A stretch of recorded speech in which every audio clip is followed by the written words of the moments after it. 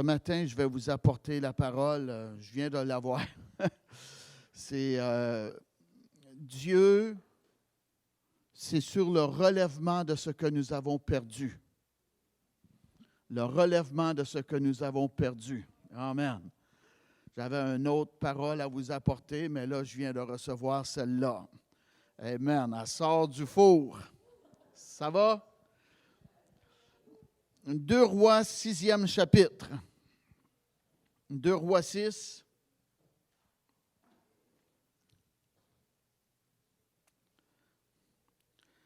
Commençons au verset 1er.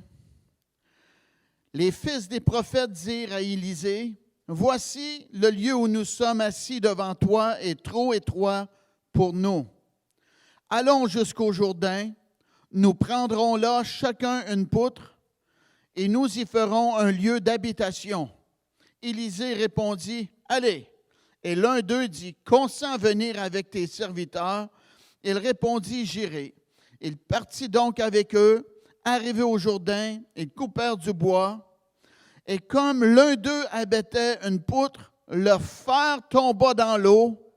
Il s'écria, « Ah, mon Seigneur, il était emprunté. » L'homme de Dieu dit, « Où est-il tombé? » Et il lui montra la place. Alors Élisée coupa un morceau de bois, le jeta à la même place et fit surnager le fer. Dites-le, je possède l'esprit de la résurrection. Wow!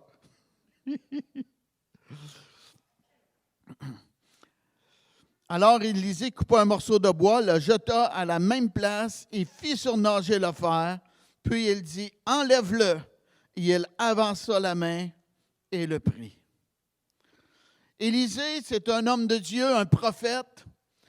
Son enseignant était Élie. Puis Élie est parti au ciel, il vit encore là-bas. Cet homme qui a prié Dieu de lui enlever la vie, il était découragé, il avait servi Dieu, Jézabel voulait le décapiter, et il s'est épuisé, il a demandé à Dieu de prendre sa vie, et Dieu n'a pas exaucé sa prière, et en plus de ça, il a été enlevé.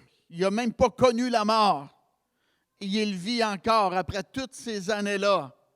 Wow! C'est puissant, n'est-ce pas? Et Élisée, bien, il était présent lorsque son maître, son mentor a été enlevé. Puis, Élisée était un enseignant. Il formait d'autres prophètes. Ça, c'est très puissant. L'apôtre Paul a dit à Timothée, « Qu'est-ce que tu as reçu de moi? Confie-le à d'autres qui soient capables, eux aussi, de l'enseigner à d'autres. » Dieu ne nous appelle pas à travailler plus fort, mais à travailler plus intelligemment. Amen. Et là, je vous enseigne. Et vous, si vous prenez ce que je vous enseigne et vous l'enseignez à 2, 3 autres, et 2, 3 autres l'enseignent à d'autres, wow, ça va faire qu'il va y avoir plusieurs personnes qui vont avoir reçu cet enseignement-là.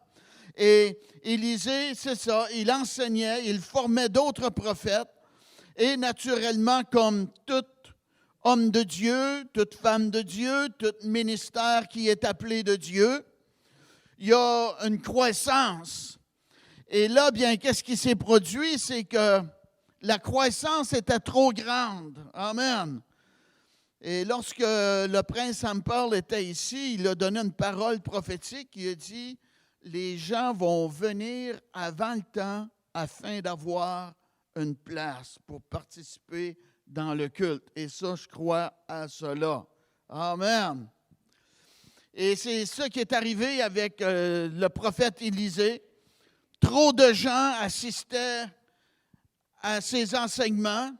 La place était rendue trop petite.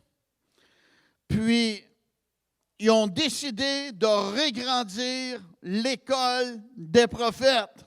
Wow! Et ça, c'est beau, avoir une vision de croissance, vouloir régrandir, vouloir faire le pas de foi nécessaire pour voir la bénédiction de Dieu plus grande. Gloire à Dieu. Je vais vous donner un secret. Un secret que je découvre, que j'ai reçu lorsque je suis allé en Afrique et qui est contraire à notre logique naturelle. Ça vous intéresse-tu de savoir ce secret-là? Le secret est que nous, dans le naturel, on dit « J'ai 12 personnes qui viennent à l'Église. Donc, si j'ai de la place pour 20, 25 personnes, c'est suffisant. Fait que on va louer cette place-là. Ça, c'est la logique humaine. Et là, on continue avec notre sagesse naturelle qui dit « ça n'aura pas l'air vide, la place. Vaut mieux une petite place pleine qu'une grande place vide. » C'est ça qu'on pense. Ah oui. Fait que là, bien, nous autres, on pense comme ça. Le voisin, il rentre et dit « c'est ben trop petit, ça ne me tente pas d'être assis sur les genoux de ma tante, là. On va laisser faire. » Fait qu'il ne vient pas. Puis toi, dans ta tête, tu dis « Hey, il y a de la place pour toi, monsieur le voisin. » Lui, ça ne tente pas d'être assis là. Comprenez-vous? Fait que j'étais en Afrique, au Ghana, puis un apôtre, un homme de Dieu qui enseignait.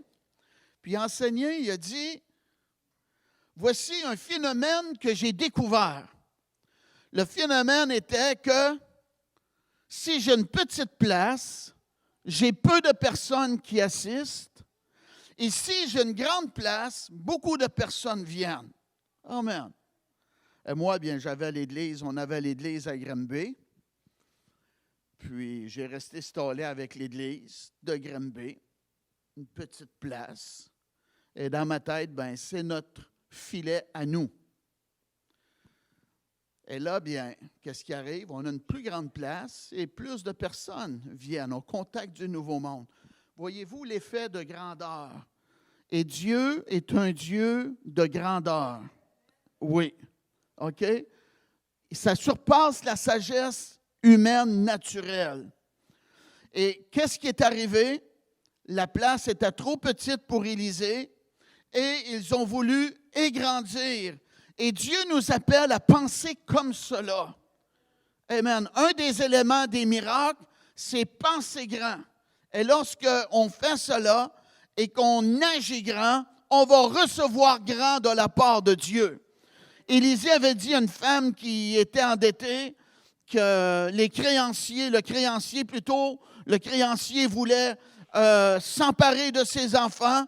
Élisée, cet homme de Dieu inspiré, cet homme libérateur de finances, a décrété la parole prophétique et lui a donné la stratégie comment faire pour régler sa situation. Et c'était, va chercher des vases, mais pas en petite quantité.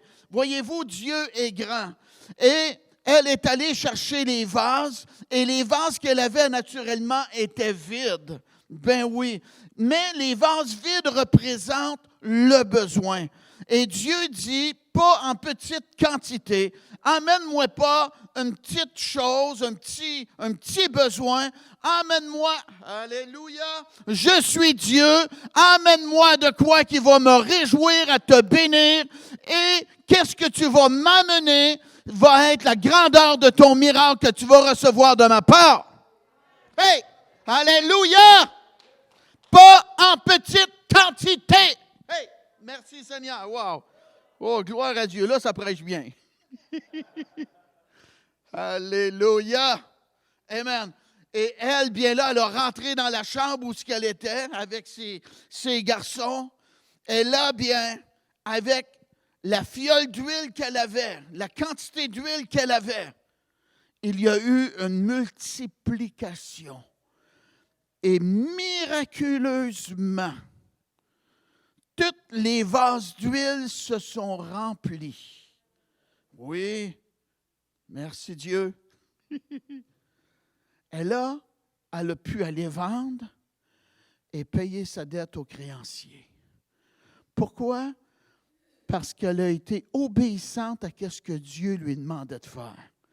Élisée lui a donné la stratégie. Paf, elle a mis sa sagesse de côté. Elle n'a pas dit, ça ne marchera pas, je ne crée pas à ça. Non. Elle a cru, elle a agi sur la parole que Dieu lui avait donnée. Elle a passé à l'action par la foi. Je ne sais pas la quantité de vases, peut-être 300, peut-être 150, je ne sais pas. Mais rendu au dernier vase, ça l'a arrêté. Oui. Basé là-dessus, je vous dis, c'est nous qui décidons la grandeur de la bénédiction de Dieu dans notre vie. L'école biblique, trop petite. Élisée a dit, allez couper du bois là. De nos jours, ça serait, ah ouais, va couper le bois, amène ça au moulin, on va régrandir. Mais les disciples d'Élisée ont dit, non, toi viens avec nous. Et comment c'est beau à voir l'unité entre l'enseignant et les élèves. Lui, il ne se voyait pas trop gros pour ne pas y aller. Non. Il a embarqué dans le projet, lui aussi. Amen.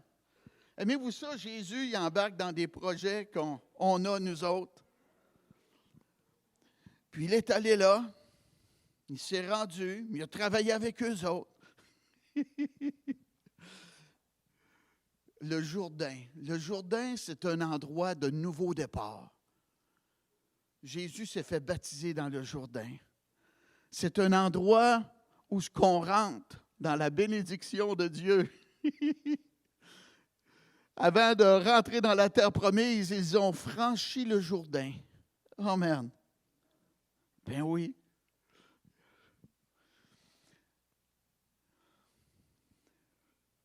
On sait que Moïse a passé à pied sec à travers la mer. Amen.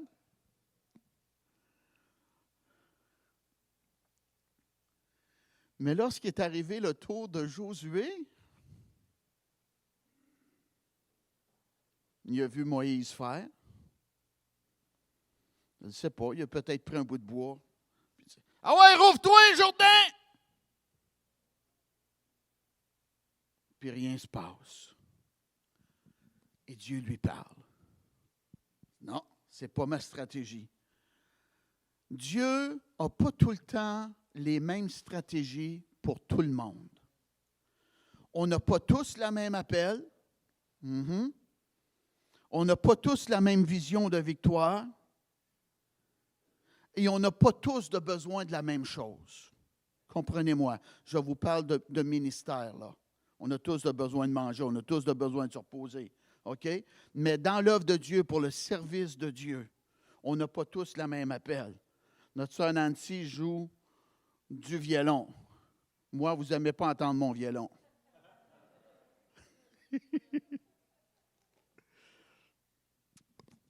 Donc, Dieu, sa stratégie était différente avec Josué. La stratégie était, fais passer les sacrificateurs avec l'arche de l'Alliance en avant. Amen. Et ça nous dit que le Jourdain débordait de ses rives. Nous autres, on dirait, on va y aller là, quand ça va être bas. Là. Moi, quand j'étais petit, j'allais à la pêche à la rivière Yamaska, puis je marchais sur les roches. Ben oui, je faisais ça. Ça, c'est la sagesse humaine. On va attendre que l'eau soit bien basse, là, puis on passera aux genoux, là, puis on va avoir traversé le Jourdain. Mais Dieu n'est pas comme cela. Dieu aime défier notre foi. Et une chose pour obtenir la grande bénédiction de Dieu, c'est que nous devons être audacieux dans la foi, conduits par Dieu pour faire sa volonté. Audacieux, c'est ami de courageux. Oui. Fait que ils se sont mouillés les pieds pour traverser le Jourdain. Et ça démontre notre foi quand l'adversité est là et que ça surpasse la logique humaine et que Dieu dit « fais ça ». Et que rien ne se produit quand tu le fais immédiatement. Mais tu es rendu, tu as de l'eau aux chevilles, puis là, tu commences à avancer pareil, puis l'eau sèche en dessous de tes pieds. Wow! Puis là, tu traverses à pied sec. Mais avant de traverser à pied sec, tu t'es mouillé les pieds. Tu as eu de l'adversité. Ta foi elle a été éprouvée. Ton audace, ton courage, ta sagesse naturelle devant tout le monde. Ben oui. J'ai lu dans la Bible qu'on était pour faire les œuvres de Jésus et en faire de plus grandes. Ben oui. Pour vous qui ne le savez pas, je vais vous le dire. J'étais au chalet au lac Beaucœur, puis j'ai eu l'idée de marcher sur l'eau.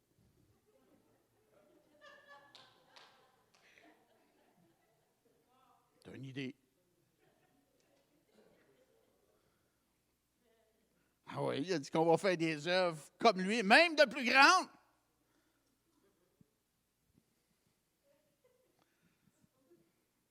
Fait que, une bonne affaire, je n'étais pas en habit, j'étais en costume. Et je me suis enfoncé. Ben oui. Puis je me suis rasseyé, puis ça a fait la même chose encore. Je n'ai pas jeté la Bible, je n'ai pas dit c'est pas vrai, tu es un menteur, puis j'arrête de prêcher. Non! Pourquoi je me suis enfoncé? C'est que Dieu ne m'avait pas dit de le faire. J'ai agi dans le naturel, dans la logique, afin de vous donner une leçon. Parce que des fois, on fait de la folie, puis ça nous coûte cher, et le diable passe à travers notre folie pour nous attaquer, amen, et nous épeurer et affaiblir notre foi. J'ai un ami qui portait des lunettes, puis il marchait sur le pont Jacques-Cartier, puis il a pensé, il a dit, Jésus m'a guéri. Pogne ses lunettes, garoche ça dans le fleuve. Ben oui. Puis là, il dit qu'il voyait comme une taupe. Il dit, on en fait de la folie. Fait que si Dieu ne vous le dit pas, jetez-vous pas en bas du pont. Allez pas au lac Beaucœur, peut-être en hiver, là, mais. Ben oui. On en fait de la folie parce qu'on n'est pas conduit par Dieu. Mais quand on est conduit par Dieu, sa bénédiction va nous suivre. Amen.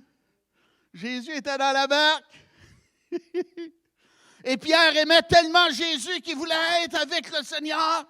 Il a dit, ordonne que j'aille vers toi. Ben oui. Qu'est-ce que tu aimerais que Dieu fasse pour toi, là? Il faut avoir un but pour notre foi, là. Ça, c'est très important. Et Jésus a dit à Pierre, viens. Amen. Et Pierre n'a pas enlevé ses sandales. C'est-tu possible, là? Non. Ça aurait été du doute. Il aurait fait comme j'ai fait. Mais qu'est-ce qu'il a fait? Il a marché sur la parole avant de marcher sur l'eau. C'est-tu logique, ça?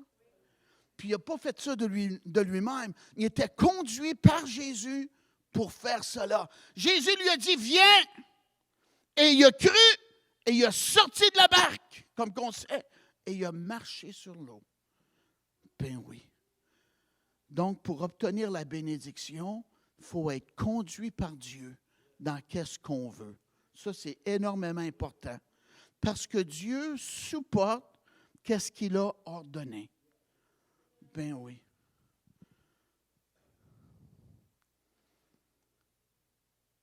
Si tu n'es pas appelé au pastorat,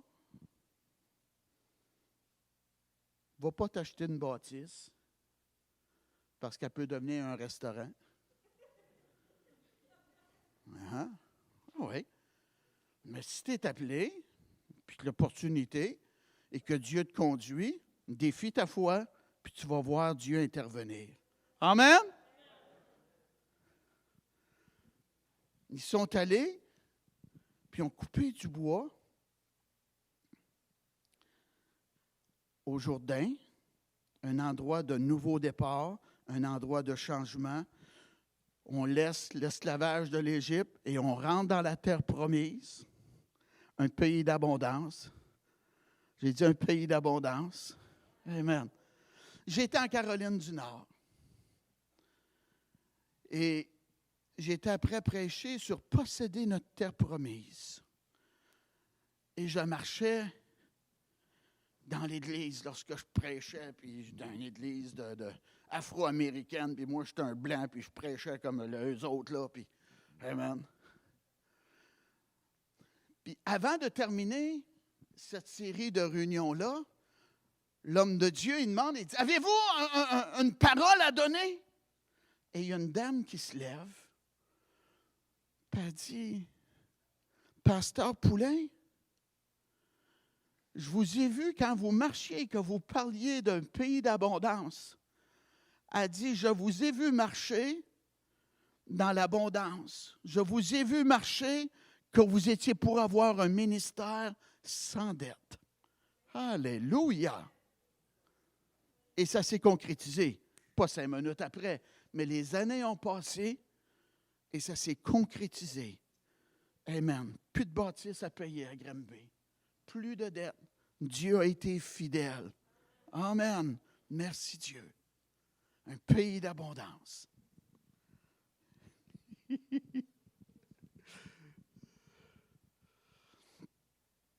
Ils ont coupé du bois.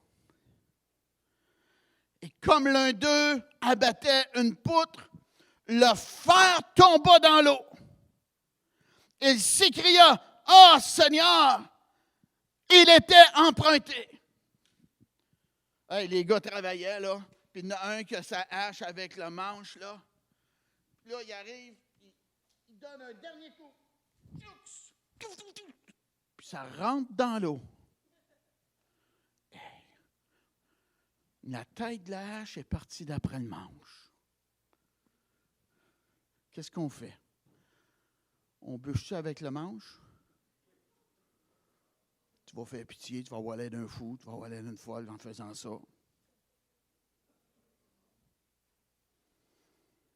Êtes-vous d'accord avec moi? Écoutez bien celle-là.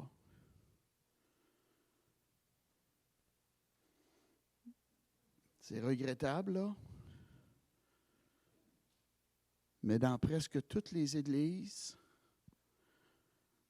la tête de la hache est partie d'après le manche. Restez avec moi là.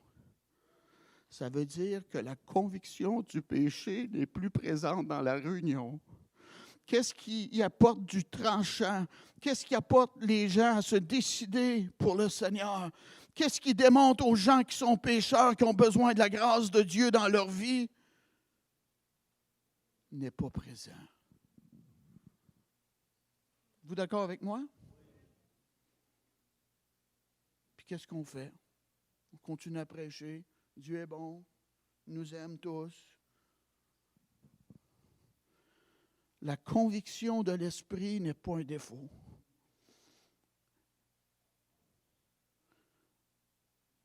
C'est la présence de Dieu qui nous conduit à Jésus afin qu'on obtienne le don de la vie éternelle. Comment est-ce qu'on a besoin de ça dans nos réunions? C'est vrai ça? La Bible nous dit que le pécheur ne peut résister dans l'assemblée du juste.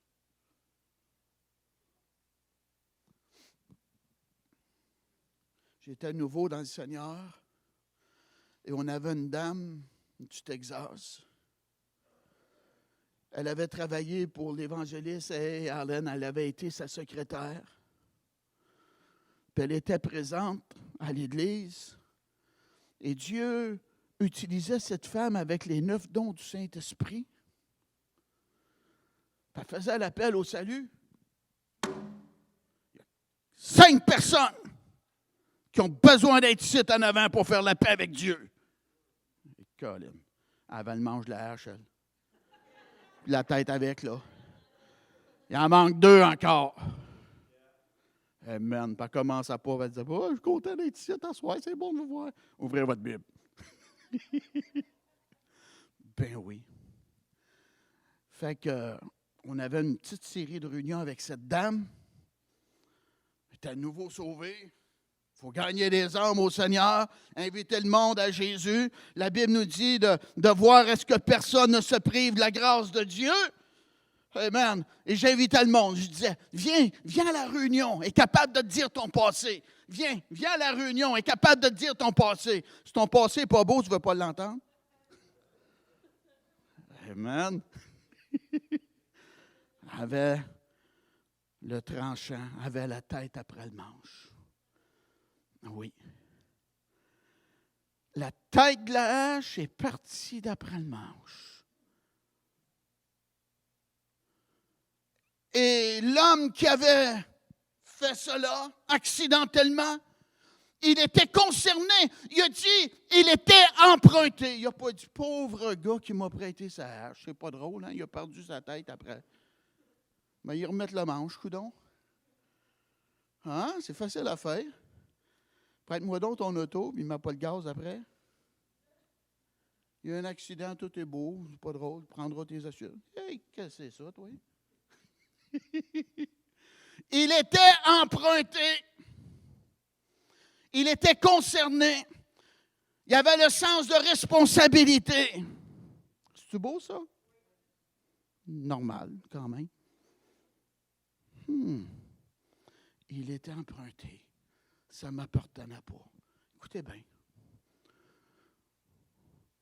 Trop souvent, la bénédiction de Dieu qu'on a dans notre vie est à moi. Elle m'appartient. Je te dis, si Dieu veut te l'enlever, il est capable de le faire, puis il ne te demandera pas permission. Ah oui.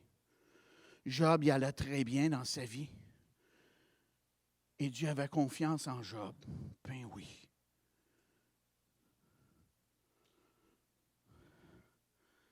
Le diable s'est présenté devant Dieu.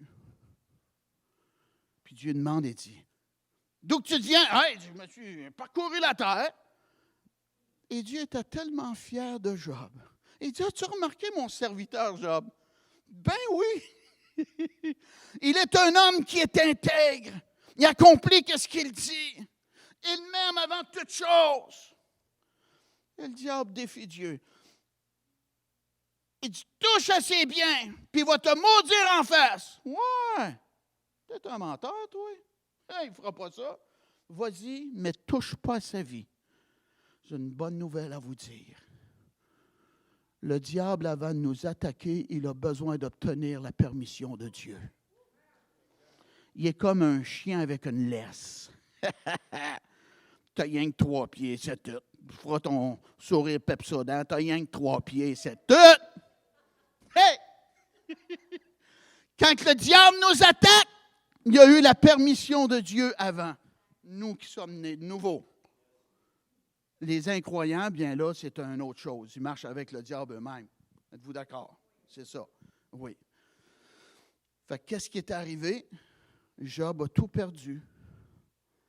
Oui, on sait ça. Mais Dieu avait confiance et Dieu avait un plan dans sa vie.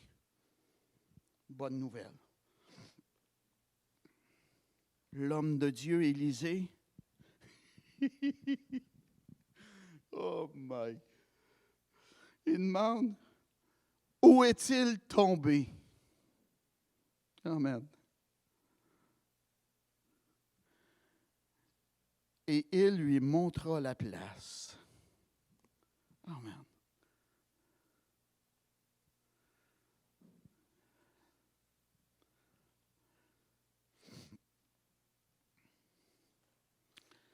Moi, je vous dis qu'il y a des gens bien disposés pour vous bénir, me bénir, pour nous aider dans le ministère.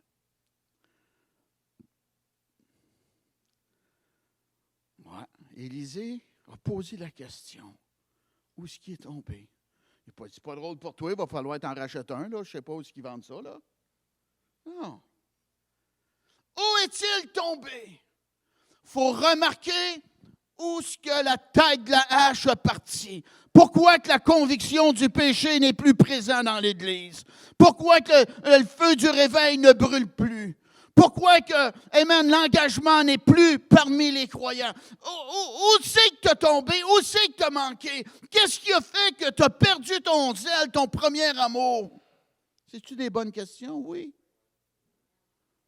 Où est-il tombé?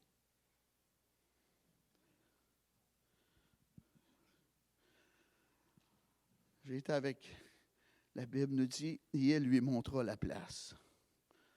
J'étais avec quelqu'un d'un véhicule, puis on parlait d'être une bénédiction, puis de soutenir des gens défavorisés, puis qu'il y avait des places où on pouvait avoir de la nourriture et bénir le monde. J'étais avec lui dans le véhicule, dans la région de Montréal. Puis je lui demande, j'ai dit, c'est où ça? Oh, il dit, c'est là. Parmi une bâtisse grise. C'est pas une bonne réponse, ça, là. Lui, il avait la bonne réponse. C'est là que le fer est tombé. Ah oui, ouais. Dieu dit, rappelle-toi d'où tu es tombé.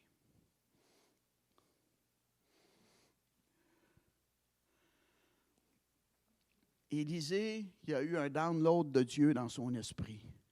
Dieu lui a parlé. Fou!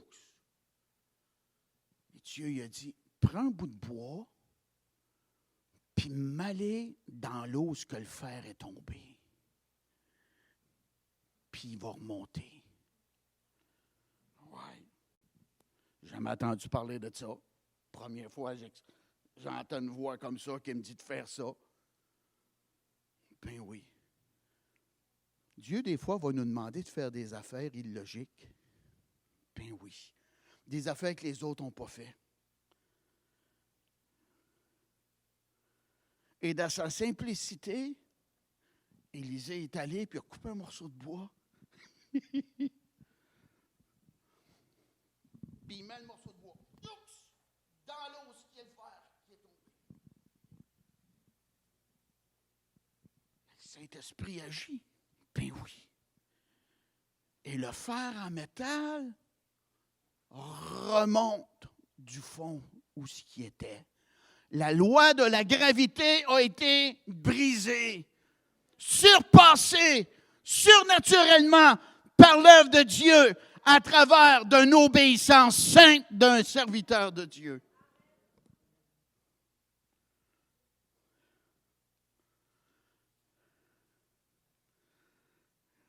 Manquez pas ça. Vous avez bien fait de venir, puis moi aussi. Ah! On s'arrache les cheveux parfois. Dieu, on veut voir un miracle. Moi, j'ai souvent demandé à Dieu, Dieu, fais ça, là. Fais ça, là, avant 4 heures demain, là. Puis 4h05 arrive, puis il n'y a rien qui s'est produit. Puis ça attaque notre foi. Êtes-vous d'accord? Puis on dit, bien, pourtant, j'ai demandé à Dieu de le faire, puis il ne l'a pas fait. Qu'est-ce qui se passe? C'est parce qu'on n'était pas conduit par Dieu. C'est pour ça. C'est à notre logique naturelle, notre désir normal, humain. Puis, ça ne marche pas. Ben oui.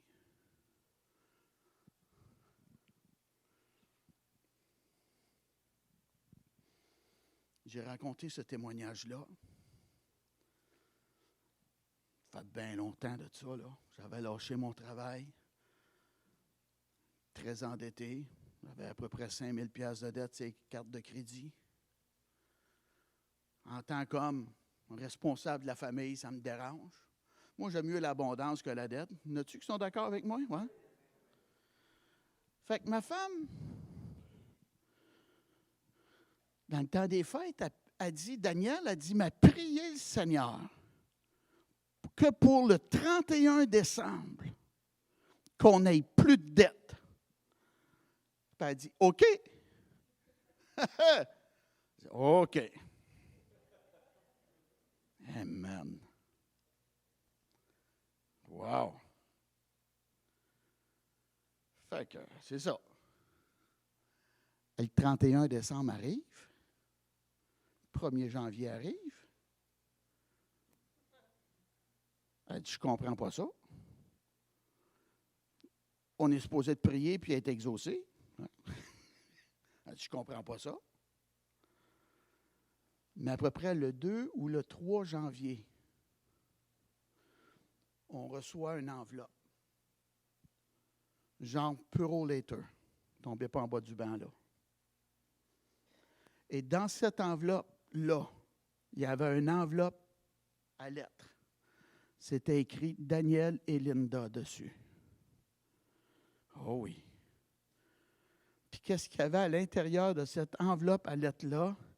Il y avait 1000, 2000, 3000, 4000, 5000 $ canadiens. Alléluia! Hey! Oh, tu l'aurais reçu, toi, tu aurais été béni, là. Hey, t'as de quoi? Oh, je me promenais avec ça sur moi. Dans le temps, c'était des billes de 1000 avec des hiboux dessus, là. Hey, un hibou qui passe au feu, savez-vous comment ça s'appelle? Un hibou cané. Oh! Elle me promenait avec 5 billes de 1000 sur moi. Et ma mère, qui est comme parmi un de mes plus grandes fans, m'en vais chez eux. Puis j'y monte ça. Elle se met à pleurer. Elle dit, toi, ta gueule, là.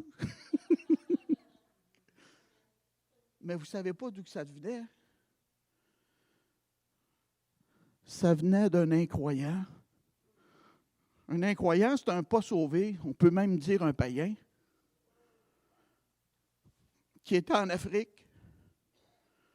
Puis qui a pensé à nous autres. Et Dieu a passé par lui pour combler ce qu'on avait de besoin, là, 5000 que Linda avait prié pour. Amen. Voyez, la Bible nous parle de prier par l'Esprit. Ça, c'est très important que nos émotions, nos besoins ne soient pas une pression, mais qu'on soit conduit par Dieu dans qu'est-ce qu'on demande puis qu'est-ce qu'on fait. C'est ça qu'on doit faire. Où est-il tombé? Il a mis le bout de bois et il y a eu une résurrection. Oh, mais je suis tellement béni de vous dire. Le bout de bois représente la croix de Jésus. L'eau représente le monde. Le fer représente le cœur endurci. Quand tu places la croix de Jésus dans ton cœur, le cœur endurci va vivre une transformation. Oh, mais tu vas sortir du monde et tu vas rentrer dans le royaume de Dieu, dans le royaume de la lumière. Ton cœur va être changé. Alléluia! Paul a dit, si je vis, ce n'est plus moi qui vis, c'est Christ qui vit en moi. Alléluia! Ça s'appelle la résurrection. Et la bonne nouvelle à matin, là, que je veux vous dire, c'est croyant ou pas croyant, Jésus, à la croix du Calvaire, il a payé le prix. Si tu es malade et que tu es sur le dos, le Seigneur veut te relever. Gloire à Dieu. Même si tu es appelé à mourir, rentre donc au ciel guéri. C'est une bonne idée? Oui, amen.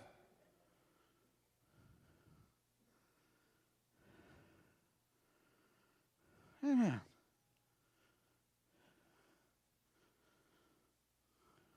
On étudie la Bible, nous autres, avec nos yeux de religion, puis nos yeux de sagesse naturelle, puis on compare la Bible à notre faiblesse, puis on dit, ben c'est comme ça.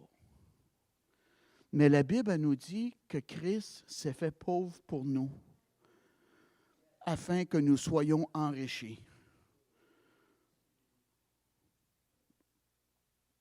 Puis si tu étudies la King James Version, ça nous dit afin que tu sois riche. Nous, ça dit afin que tu sois enrichi. King James Version dit afin que tu sois riche. Wow! Dans la Bible. Dans la Bible.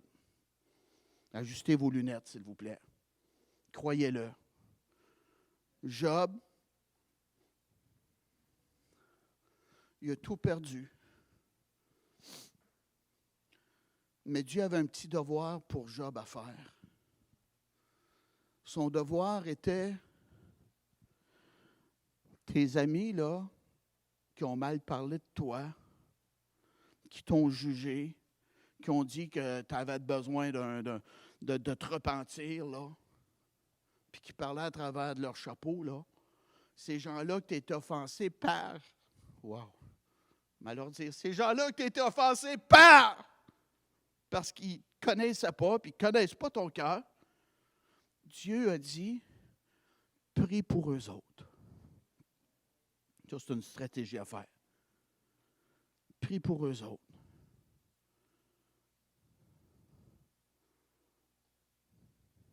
Allez voir dans le livre de Job, s'il vous plaît. J'ai presque terminé. Merci Dieu.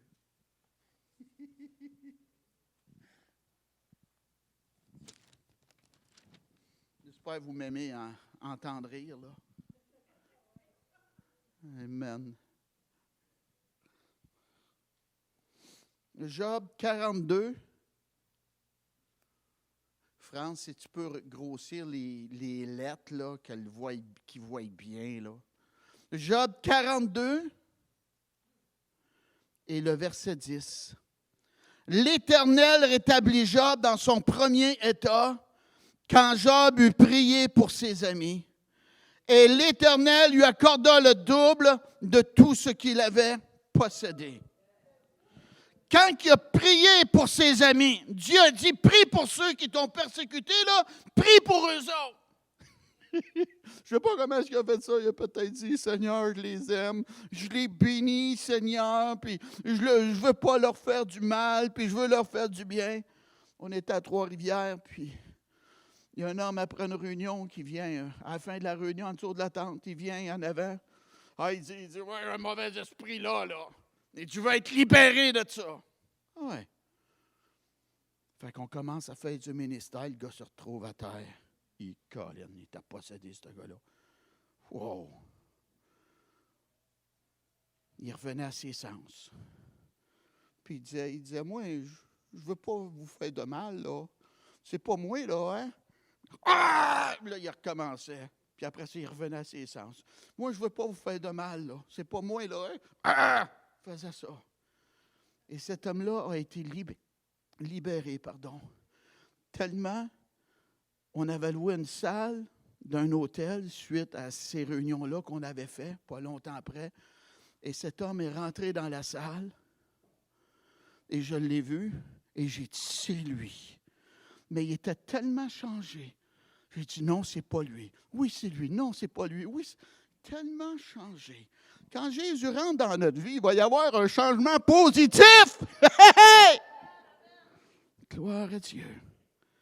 Quand Job a prié, ça a déclenché la bénédiction dans sa vie personnelle. Qu'est-ce que je voulais vous dire? C'est que lorsque vous regardez, si vous regardez dans Luc 17e chapitre, les 10 lépreux sont allés vers Jésus pour être guéris. Et Jésus a dit, allez vous montrer au sacrificateur. Jésus n'a pas imposé ses mains dessus. Il a dit, allez vous montrer au sacrificateur. Je ne sais pas s'il était bien loin, les sacrificateurs.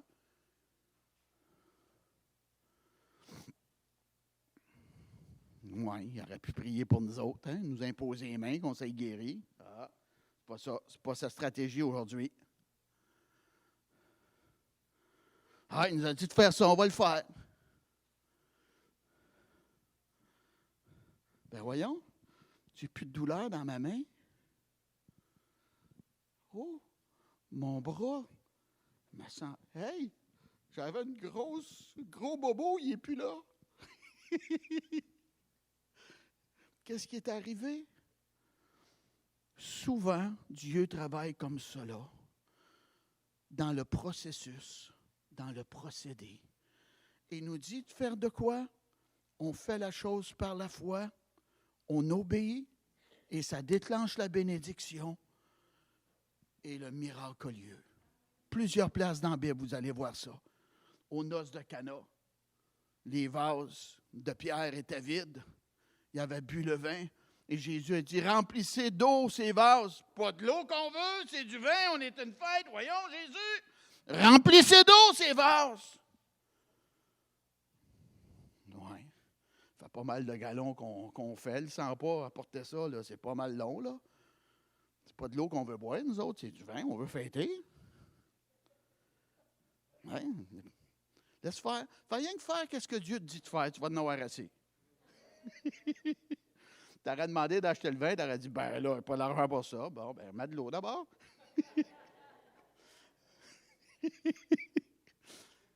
Ils ont mis de l'eau. Mais leur obéissance a déclenché la bénédiction. Et c'était tellement bon. Wow! L'ordonnateur du repas, le boss de la fête, il dit, hey! Puis il y en a qui ont dit, d'habitude, on donne le bon quand le monde ne sont pas réchauffés. Mais une fois qu'ils sont réchauffés, on fait une petite passette vite, on donne le moins bon. Mais dis-toi, tu as gardé le meilleur pour la fin. Écoutez ça. Selon votre décision, peu importe votre âge, Dieu a le meilleur pour votre vie à la fin. J'ai un texte basé là-dessus. Je l'ai donné l'autre fois. Si je ne me trompe pas, c'est dans le livre de Jérémie. Ça nous parle qu'on va être heureux à la fin de nos jours. C'est la volonté de Dieu. Oui.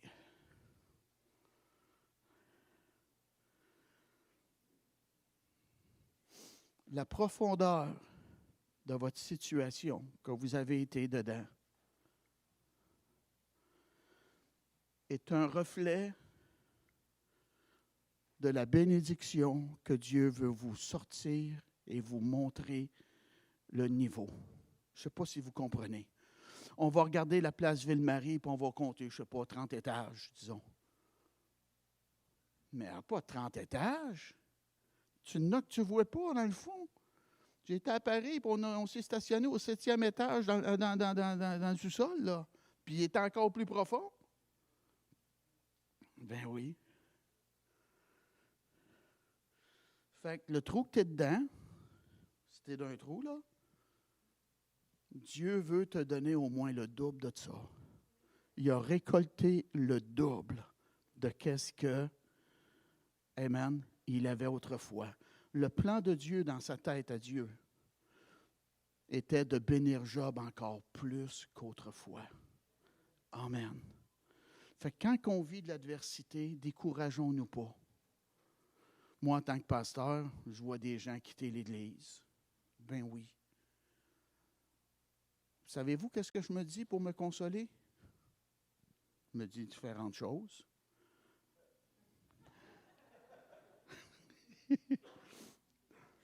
Mais une des choses, je dis, c'est une semence pour d'autres à rentrer.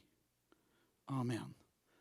Donc, quand vous perdez des choses, prenez ça comme étant une semence pour apporter la bénédiction dans votre vie. Verset 12, Job 42, « Pendant ces dernières années, Job reçut de l'Éternel plus de bénédictions qu'il en avait reçues dans les premières. » Amen.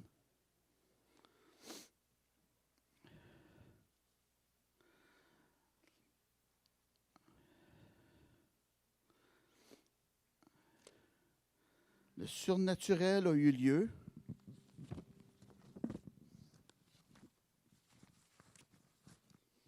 La tête de la hache est remontée.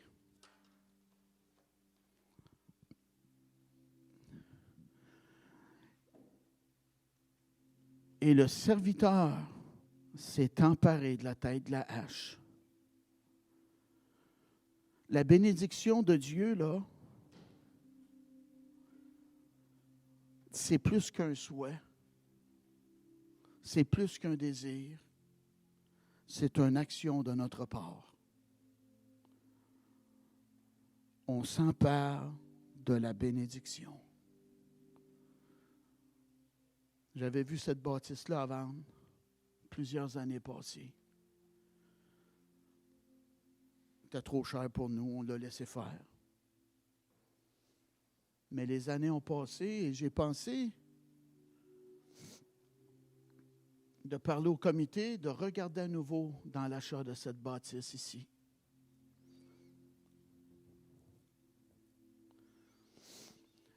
Et j'ai apporté l'idée et quelqu'un dans l'église de Granby m'arrive avec son iPad puis me présente la bâtisse ou le prix de la bâtisse. Il dit, regarde, il dit, hier était à tel prix, il est rendu à ce prix-là. J'ai dit, on va travailler après ça, toi puis moi. Puis la même journée, on a commencé à travailler là-dessus. Amen. Qu'est-ce qui est arrivé? On s'est emparé. L'autre, le serviteur, a pris la tête de la hache. On s'empare de la bénédiction. On ne fait pas rien que dire c'est beau, c'est bon, ça sera merveilleux. Seigneur, donne-moi là, Seigneur, puis on ne fait rien. Non. On relâche notre bras de foi et on s'empare de la bénédiction. On fait le possible de notre part pour que ça se concrétise dans notre vie. Et quand Dieu est dans le projet, ça va se concrétiser. Merci Dieu. Dieu veut ton relèvement. Il veut te bénir plus que tu étais béni dans le passé. Et la Bible a dit qu'il te soit fait selon ta foi. Il faut premièrement, tu crois qu'est-ce que je t'enseigne et tu t'attends que ça va se concrétiser. Et tu décrètes la bénédiction. Ceci va se produire dans ma vie. Dieu va le faire. C'est sa volonté, sa parole me le dit. Et quand la bénédiction vient frapper à notre porte, on s'en empare. Et nous sommes bénis. Merci Dieu.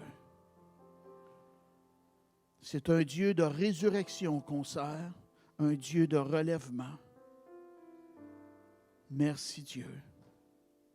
Et qu'est-ce qui est merveilleux, c'est que la Bible nous dit que Dieu ne fait point d'acception de personne. Merci Dieu. Alléluia. Moi, je suis content de vous dire que le meilleur est à venir. Ça va s'emplir ici à Granby, ça va s'emplir. Le monde va venir, va en voir hâte.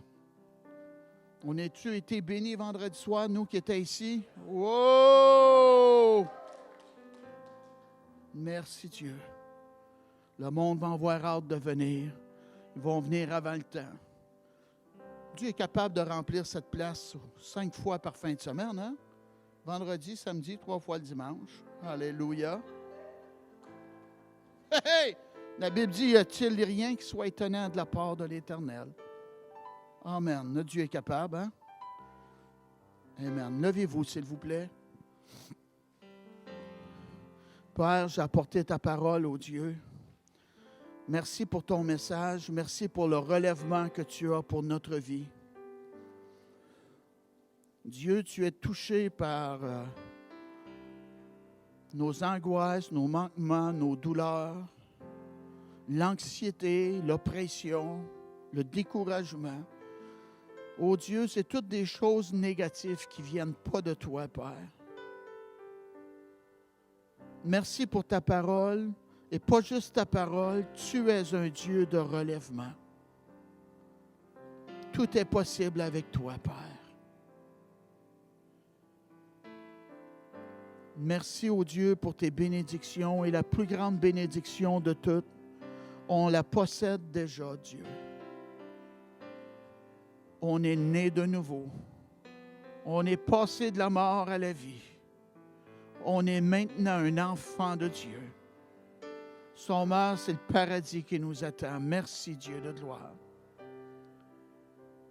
Père, tu vois ce ministère, ô Dieu, que la conviction de l'Esprit soit présente dans nos rassemblements, ô Dieu. Que les dons de l'Esprit se manifestent également. Qu'on voit de plus grands miracles se produire, ô Dieu. Merci, Père, pour les gens qui vont venir du nord, du sud, de l'est, de l'ouest. Merci, Père, pour cette Église qui va s'emplir, ô Dieu. parce que tu l'as dit, tu es fidèle, ô Dieu, à ta parole. Merci de nous avoir rassemblés aujourd'hui ensemble. Ô Dieu, au nom de Jésus, je m'accorde, Père, ceux qui ont besoin de relèvement dans leur vie.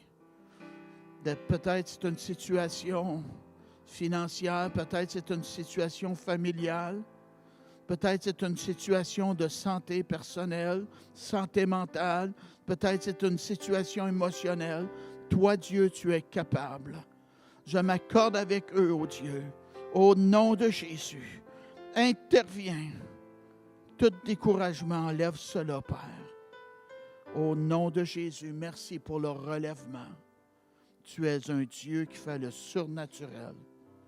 Tout est possible à celui qui croit. Merci pour la mesure de foi qu'on a, ô Dieu. Au nom de Jésus. Amen.